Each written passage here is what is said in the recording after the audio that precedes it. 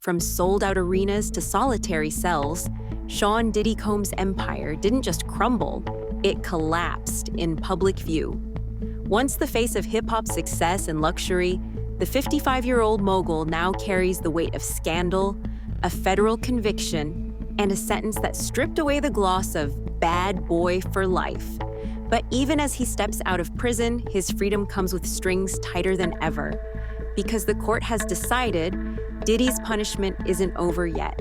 Sean Diddy Combs was sentenced to 50 months in federal prison after being found guilty on 2 counts under the Mann Act, transporting individuals across state lines for prostitution. Judge Aaron Subramanian handed down the sentence with a $500,000 fine, crediting him for over a year already spent at Brooklyn's Metropolitan Detention Center. The jury had already cleared him of the heavier charges, racketeering and sex trafficking, crimes that could have locked him away for life. But that small victory didn't lighten the mood. In court, Combs called his own behavior disgusting, shameful, and sick. He said he hated himself for it. The man who once defined control, power, and image, reduced to an apology, a number, and a sentence. And yet, even when that sentence ends, his real punishment will only begin. When Diddy walks out of prison, the bars won't vanish. They'll just become invisible. For the next 5 years, every move he makes will be tracked, tested, and reported. His so-called freedom comes wrapped in a rule book thick enough to choke on. Under his supervised release, Combs is forbidden from contacting any of the victims in his case, directly or through anyone else. One text, one phone call, one careless slip could send him straight back inside. He'll be required to undergo outpatient treatment for both mental health and substance abuse, along with completing a domestic violence program, a court-mandated reminder of the damage he caused. His probation officers can search his home, his car, even his phone if they suspect a violation. He must also hand his financial records over on demand. Firearms, completely off limits. Associating with anyone involved in criminal activity is also banned. It's not parole, it's surveillance dressed up as mercy. Diddy might have traded a cell for a penthouse, but the truth is, his freedom now belongs to the system.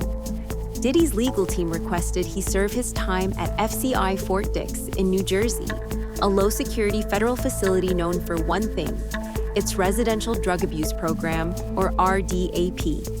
It's one of the most sought-after programs in the federal system. Inmates live apart from the general population, attend intensive therapy, and, if they stick with it for a full year, can shave time off their sentence.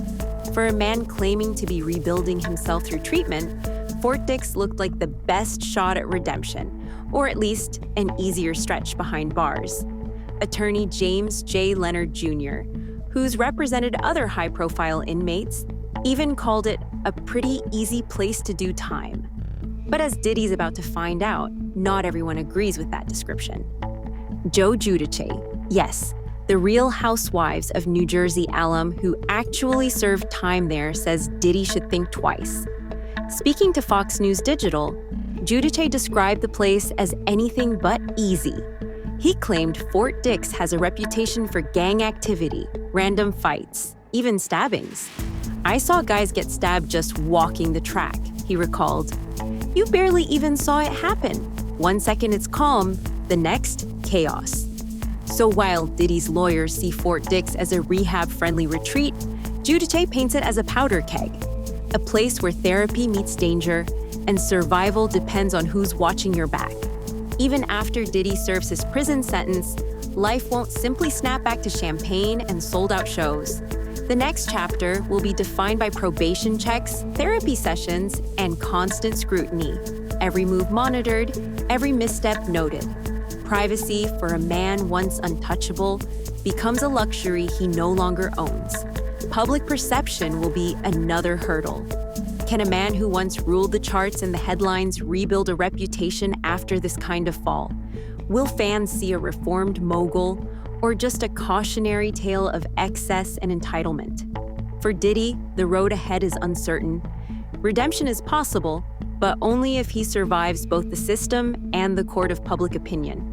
From chart-topping mogul to a man under constant watch, Sean Diddy Combs' story is a stark reminder. Power and fame don't make anyone untouchable. The empire he built now exists alongside rules, restrictions, and the weight of his actions. What do you think? Is this a genuine path to redemption or just survival under the spotlight? Drop your thoughts in the comments, and don't forget to like, subscribe to Papaya Room, and hit the bell icon for more real, unfiltered celebrity stories.